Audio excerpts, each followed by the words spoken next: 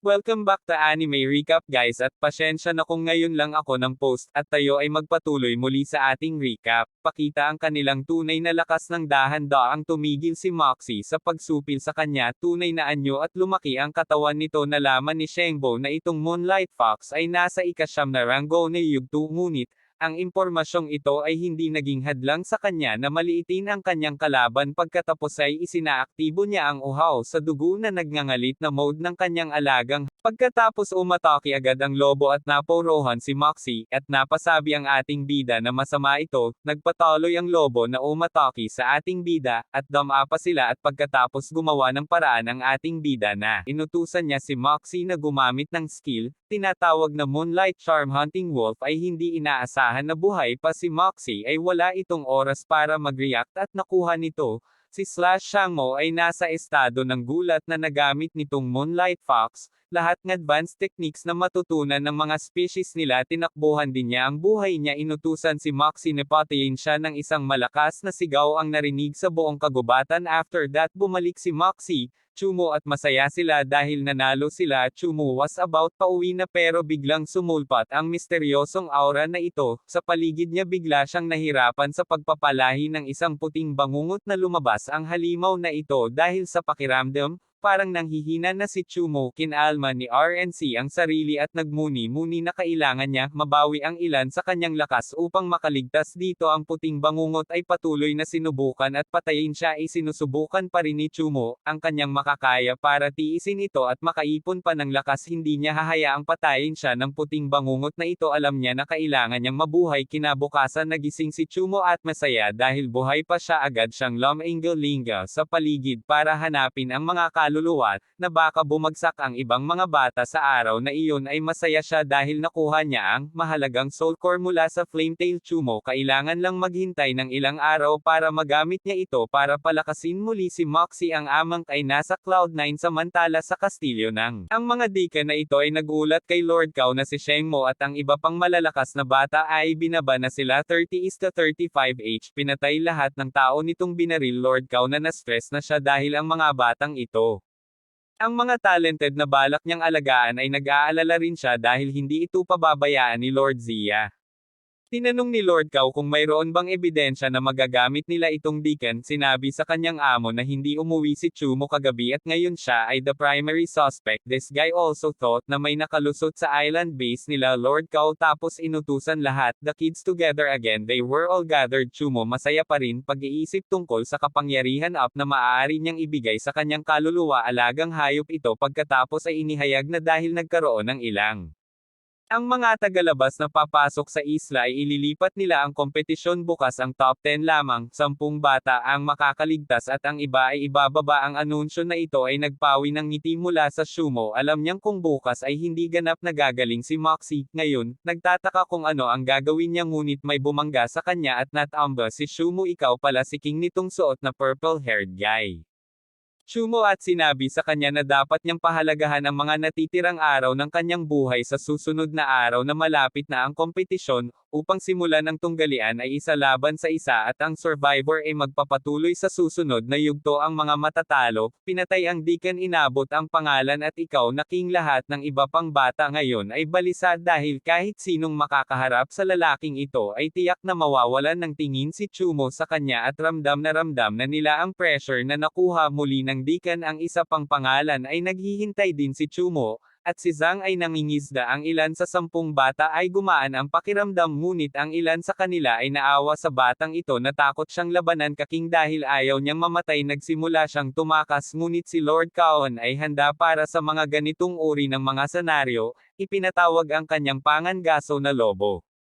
Hinabol nito ang batang ito at nakuha siya ng hindi oras ay binalaan ng Panginoong Baka ang lahat na sinumang magtangkang tumakas ay makakatagpo ng parusang ito dahil ikaw hari ay hindi nakakuha ng pagkakataong labanan. Ang round na ito ay ibinigay sa kanya ay nabangga niya si Chumo ulit at sinabi sa kanya na medyo swerte siya sa mga susunod na round. Lahat sila natapos sa isang malapit na laban. Binigay sa kanila ang mga natalo. As for the next round, Chumo ang tinawag at ang kalaban niya ay Hongdan. It's this girl that was talking with Ting Yu. Humingi siya ng tawad kay Ting dahil naisip niya na kakailanganin niya ng bagong kasama pagkatapos nito. Much about this girl knew that the one who will eliminate was her, Handan was quite confident because she knew that Shumu's soul pet is just a low-rankang moonlight fox. She then started to summon her soul pet Umo, hindi tumugon sa kanyang mga kalokohan at naghihintay para sa isang bagay na nakita ng RNC ang kanyang pagkakataon at siya ay naghagis ng isang bagay na ito ay isang kutsilyo at ito ay dumapo sa hang. Then she fell on the ground. Natapos ang laban na ito bago pa man niya sinimulan si Lord Cao ay pumalakpak pa Jimga kamay dahil hindi nag-atubili si Chu na tapusin ang kanyang kalaban. Ang trick na ito ay hindi nagagana sa mga susunod na laban ay talagang naglalayon si Chulo para sa isang mabilis na laban dahil si Mosai kailangan pa ng mas maraming oras. Pagalingin mo Ting, akala mo ang MC natin ang pinaka nakakatakot sa lahat ng iba pang beto na nakikipagkompetensya dito. Kinabukasan,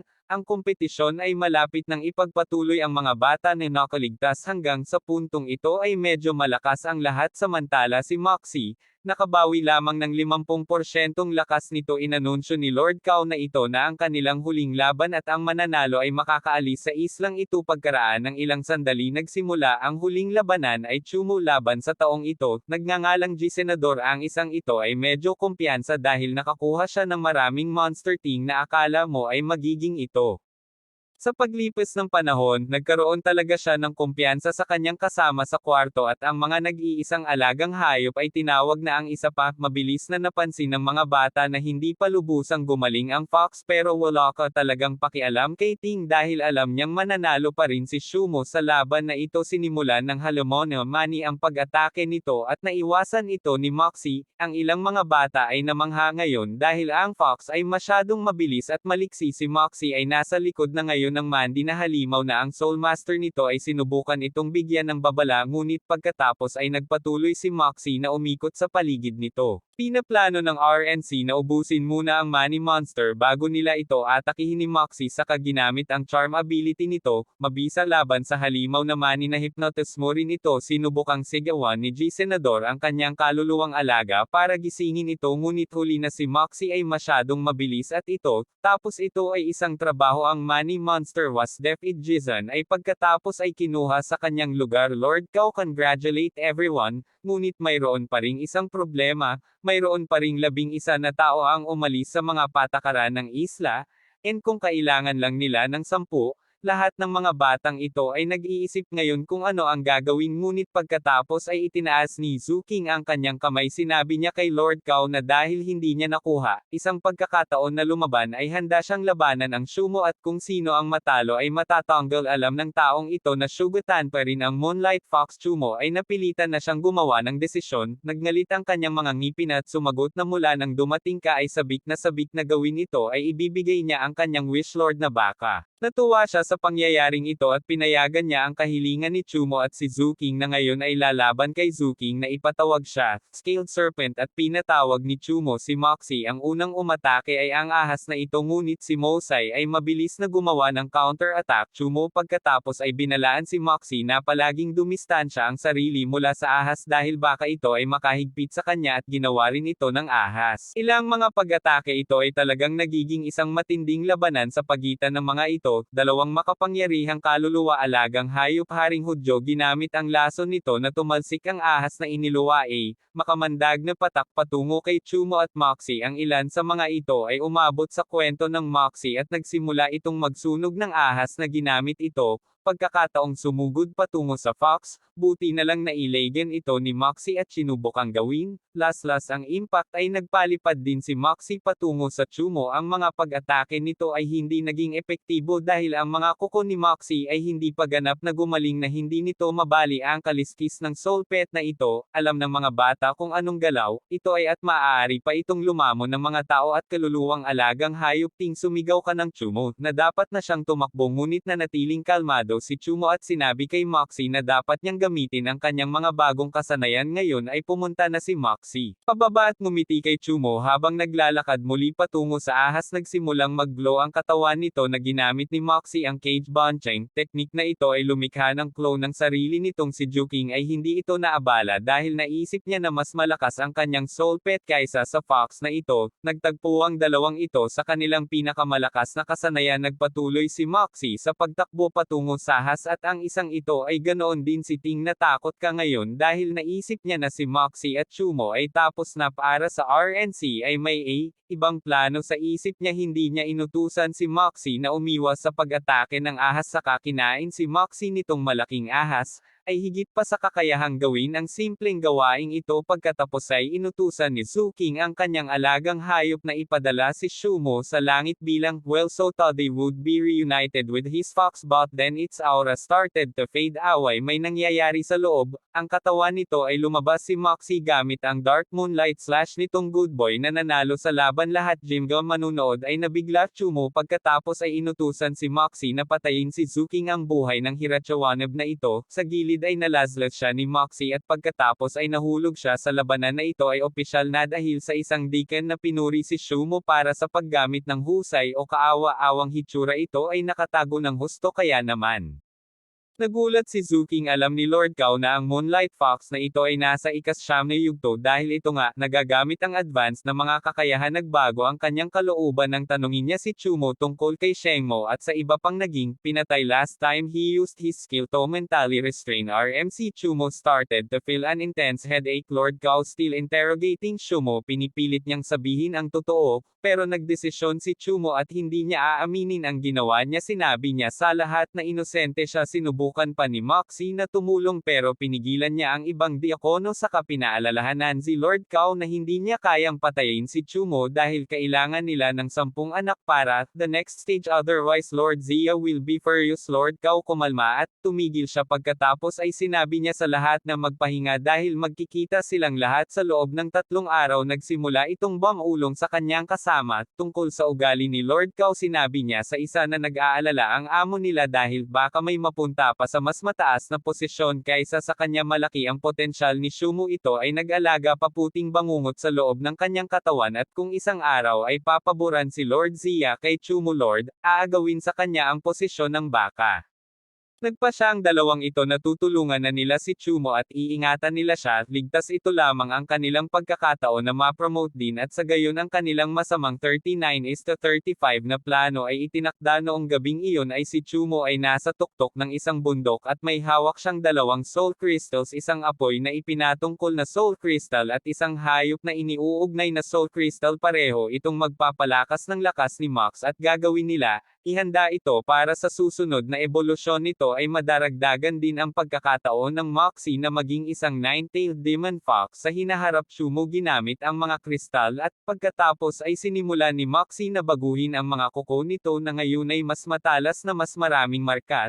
Lumitaw din sa mukha nito. Ito ang bagong pagbabago ni Moxie matapos maabot ang ikalawang yugto ng ebolusyon. Ay masaya silang dalawa ngunit dahil gabi na ay narinig nilang dalawa, may something na nakatago sa dilim. Chumo at si Moxie ay nagpatuloy sa paglalakad pauwi nitong paniki tapos biglang sumulpat, ay parang kopete mula sa Pokemon. Ang screech nito ay napakalakas at sapat na ito upang sirain ang paligid ni Moxie. Noon, umakyat at ginamit ang isa sa mga kakayahan nito ay parang telepatikong flamethrower. Ang nilalang na ito ay sinunog sa lupa. Chumo nakilala ang kasanayan at ito ay tinatawag na flamethrow. Ang ibig sabihin nito ay naging matagumpay ang kanilang pagsasanay kay Moxie. Ngayon, 2 katangian ang pangunahing ay ang hayop na katangian at ang pangalawa ay ang malayong katangian nito sa araw ng mga ito.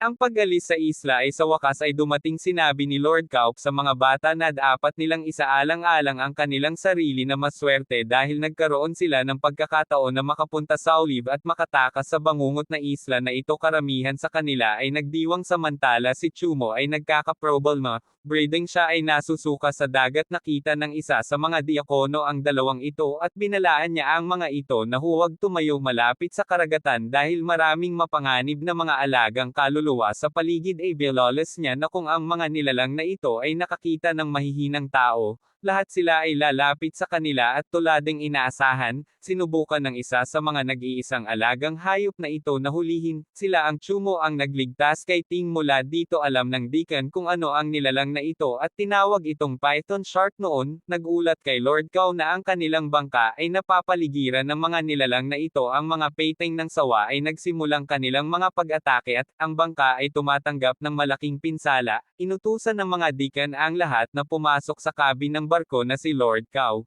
Nagpupumilit din na iwasan ang mga pag-atake ng mga pating na ito at pagkatapos ay nakuha siya ng isa sa kanila. Si Lord Cow ay hinayla sa karagatan, naisip ng kanyang mga alipin na ang kanilang amo ay tapos na para sa kanya, ngunit pagkatapos ay lumitaw ang napakalaking water tower na ito ay si Lord Cow. Siya pabalik sa bangka ay ipinatawag din niya ang kanyang water spirit soul pet para patayin ang lahat ng python sharks. Ang water spirit na ito ay isang makapangyarihang soul pet, sapat na ang mga pag-atake nito para mag-target ng maraming python shark at dahil doon ay nawala na ang banta nito, gumawa pang ice wall para sa mga nagtangkang tumakas sa mga pating na ito ay masyadong mahina kumpara kay Lord Cow. Ang ilan sa mga Deacon ay pinuri ang kanyang water spirit dahil lumalakas ito sa tuwing nakikita nilang nagdiwang din ang ibang mga bata, dahil ligtas na sila. Samantala naisip ni Chumo na hindi pa rin niya kayang talunin si Lord Cow dahil ang buong kaluluwa niya ay nasa ikatlong ebolusyon na malapit nang lumubog ang araw nang makarating sila sa baybayin ng Cyan Nightmare. Pangunahing isla ang kanilang bangka ay dahan-daang lumapit sa isla. Ang lugar na ito ay ibang-iba sa dati nilang tahanan ng mga Deacon.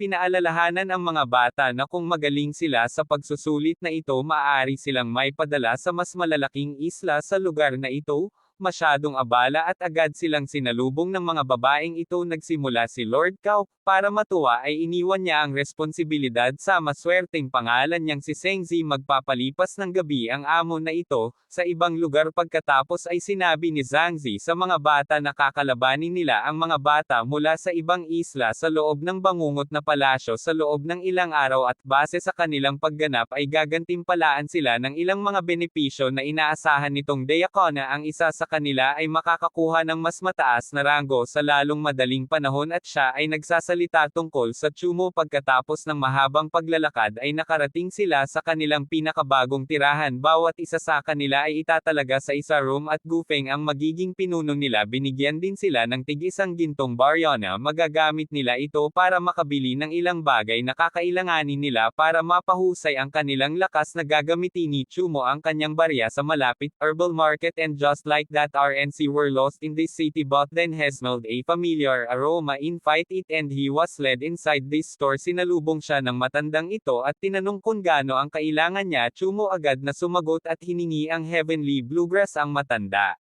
sinabi ng lalaki sa kanya na ang halaman na ay dapat pumunta sa ibang lugar. May inabot si Chumo sa bulsa at tinanong kung paano, magkano ang halaga Jimgo soul core na ito. Kung ipagbibili niya ang mga ito, napansin ng matatanda na ang mga soul core na ito ay hindi mula sa hayop sa islang ito at nalaman na ang Chumo ay mula sa The Nightmare Island. Sinabi niya kay Chumo na maaari niyang bilhin ang mga ito sa isang pilak at 5 tansong barya. Sa kanilang pera, ang 10 copper coins ay katumbas ng isang silver coin at 10 silver coin ay katumbas ng isang gold coin. Sinabi niya kay Chumo na kung siya ay bago recruit, ang kanilang sweldo ay limitado kaya dapat siyang maghanap ng mga paraan upang kumita ng karagdagang pera.